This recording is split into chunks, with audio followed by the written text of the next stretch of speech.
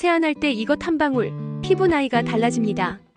세안할 때 단 한 방울만 바꿨을 뿐인데 거울 속 얼굴이 달라졌다면 믿으시겠습니까? 아침마다 세안하고 거울을 보며 어제보다 더 늙어 보이네 이런 생각 한 번쯤 해보셨을 겁니다. 피부가 푸석해지고 주름은 점점 깊어지고 화장은 들뜨고 예전엔 안 나던 잡티까지 보이기 시작하죠. 그런데요, 이 모든 변화가 나이 때문만은 아닐 수 있습니다. 오늘 이 이야기 끝까지 들으시면 왜 어떤 분은 60이 넘어도 피부에 윤기가 남아있고 어떤 분은 같은 나이인데도 급격히 늙어 보이는지 그 결정적인 차이를 알게 되실 겁니다. 그리고 집에 있는 아주 흔한 재료 하나로 피부 결이 달라지는 세안법도 함께 알려드리겠습니다. 광고 아닙니다. 비싼 화장품 이야기 아닙니다. 병원 시술 이야기도 아닙니다. 오늘 이야기의 주인공은 누구나 알고 있지만 아무도 피부에 쓰는 법은 제대로 알려주지 않았던 그 재료입니다. 이야기 시작해보겠습니다. 서울 외곽에 사시는 60살 김명숙 어르신 이야기입니다. 이분은 몇 해 전부터 아침마다 한숨으로 하루를 시작하셨다고 합니다.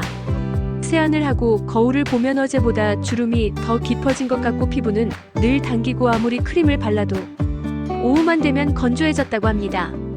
젊을 때는 물로만 씻어도 괜찮았는데 이제는 뭘 발라도 소용이 없네요. 이 말 익숙하지 않으십니까? 그래서 김어르신도 좋다는 화장품을 이것저것 써보셨답니다. 백화점 제품도 써보고 지인 추천 제품도 써보고 심지어 기능성 화장품까지. 하지만 결과는 늘 비슷했습니다. 처음 며칠은 괜찮다가 금세 다시 푸석푸석해졌죠.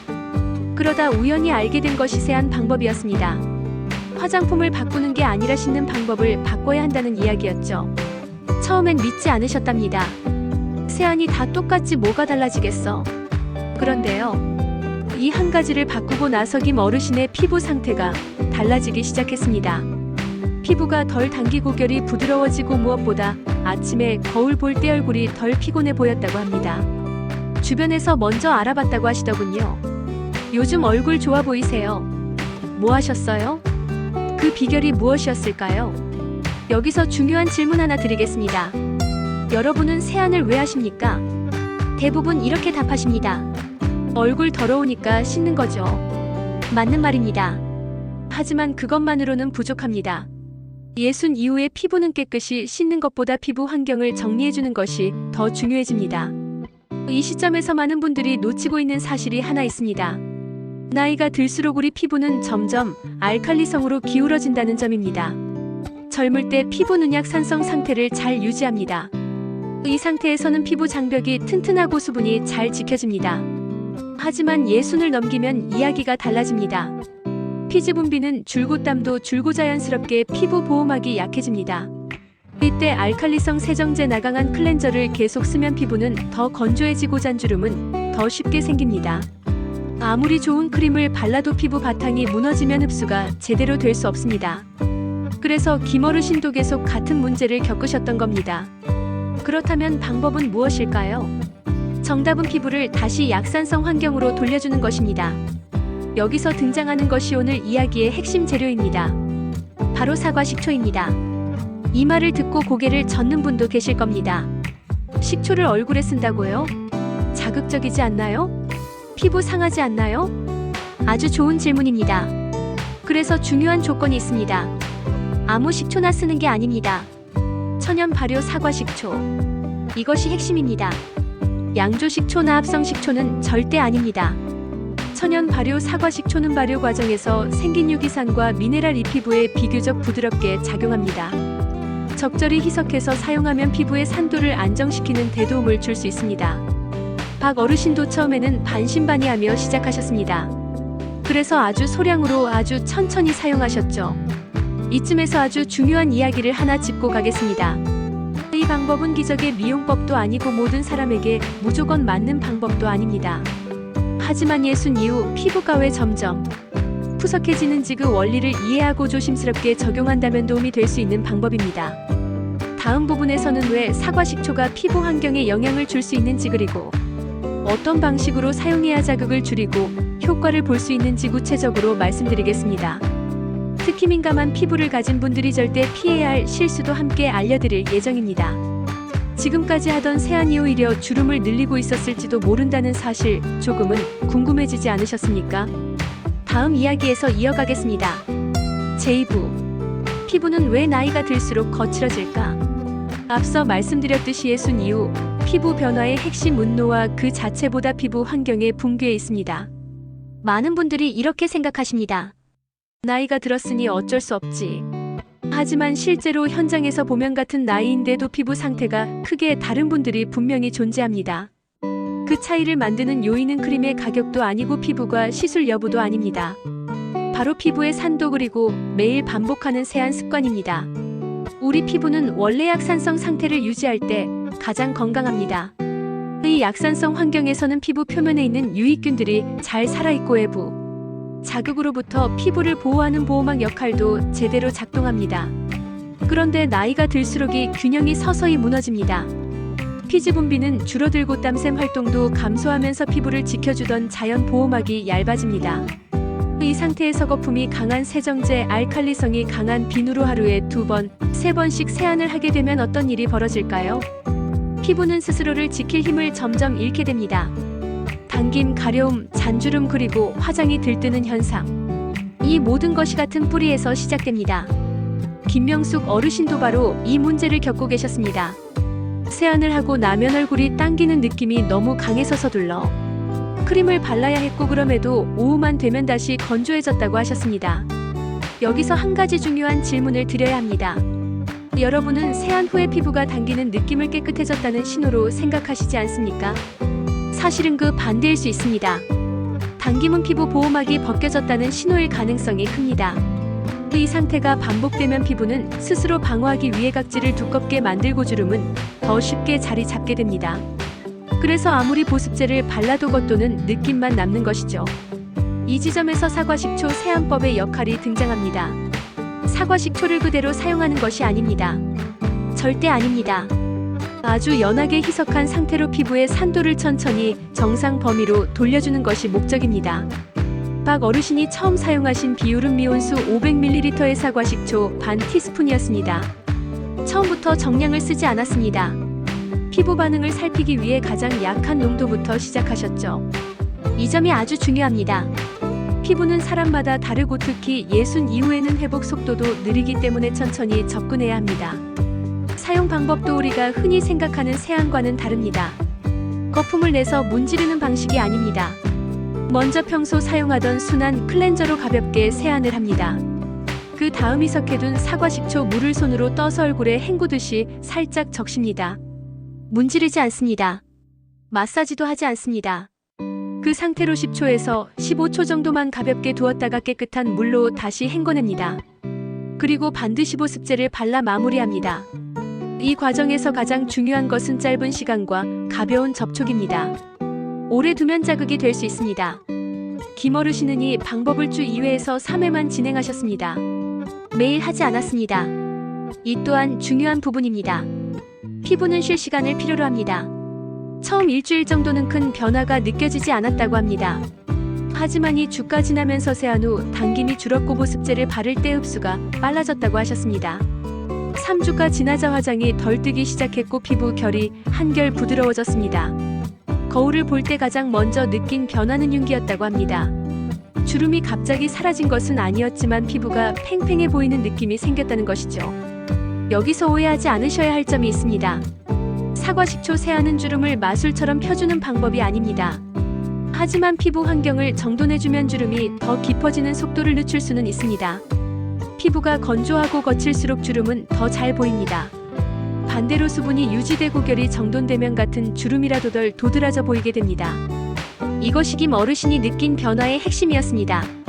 다음 부분에서는 이 방법을 사용할 때 반드시 피해야 할 실수들과 특히 민감, 피부 얇은 피부를 가진 분들이 주의해야 할 점을 자세히 말씀드리겠습니다. 그리고 모든 사람이 이 방법을 써도 되는지 절대 하면 안 되는 경우는 무엇인지도 정확히 짚어드리겠습니다. 다음 이야기로 이어가겠습니다. 제3부. 이 방법 누구에게나 맞을까? 앞서 이야기한 사과식초 세안법. 도움이 될 수 있는 방법이지만 모든 분께 똑같이 적용되는 만능 해법은 아닙니다. 그래서 이 부분이 가장 중요합니다. 어떤 분은 도움이 되고 어떤 분은 오히려 피해야 합니다. 이 구분을 정확히 아셔야 피부를 살릴 수 있습니다. 먼저 이 방법을 조심해야 하는 분들부터 말씀드리겠습니다. 피부가 매우 얇고 평소에도 쉽게 붉어지는 분들, 세안 후 따가움이 자주 느껴지는 분들, 아토피나 접촉성 피부염을 겪고 계신 분들, 이런 경우에는 사과식초 세안법을 바로 시작하시는 것을 권하지 않습니다. 특히 피부 장벽이 이미 많이 약해진 상태에서는 아주 연한 산성 자극도 부담이 될 수 있습니다. 또 한 가지, 얼굴에 상처가 있거나 레이저 시술, 박피 시술을 최근에 받으신 경우에도 반드시 피하셔야 합니다. 피부가 회복 중인 상태에서는 자연적인 산도, 조절 기능도 함께 약해져 있기 때문에 예상보다 강한 자극이 될 수 있습니다. 그렇다면 어떤 분들에게 비교적 적합할까요? 세안 후 피부가 당기고 건조한 느낌이 강한 분, 화장이 잘 들뜨는 분, 피부 결이 거칠어졌다고 느끼는 분, 특별한 피부 질환은 없지만 나이 들수록 윤기가 사라졌다고 느끼는 분, 이런 경우에는 아주 약한 농도부터 신중하게 시도해 볼 수 있습니다. 여기서 다시 한번 강조드립니다. 약한 농도입니다. 많은 분들이 이 방법을 시도하다 실패하는 이유가 있습니다. 바로 욕심 때문입니다. 효과를 빨리 보고 싶어서 식초 양을 늘리거나 사용 횟수를 늘리는 경우입니다. 이건 절대 하시면 안 됩니다. 사과 식초 세안은 누적 효과를 기대하는 방식이 지극각적인 변화를 노리는 방법이 아닙니다. 일주일에 2회에서 3회, 그 이상은 필요 없습니다. 그리고 절대 매일 하지 않습니다. 피부는 스스로 회복할 시간을 가져야 좋은 방향으로 변합니다. 또 하나 자주 하는 실수가 있습니다. 식초 세안 후 바로 아무것도 바르지 않는 경우입니다.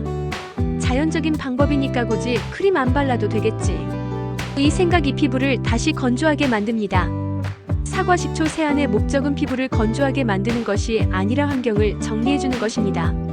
세안 후에는 반드시 순한 보습제를 발라 수분이 날아가지 않도록 해야 합니다. 2단계가 빠지면 오히려 주름이 더 도드라져 보일 수 있습니다. 그리고 꼭 짚고 가야 할 부분이 있습니다. 바로 식초의 종류입니다. 마트에 가면 사과 식초라고 적혀 있지만 실제로는 양조식초나 합성 식초인 경우가 많습니다. 이런 제품은 피부에 사용하지 마십시오. 천연 발효 사과 식초는 원재료와 제조 과정이 다릅니다.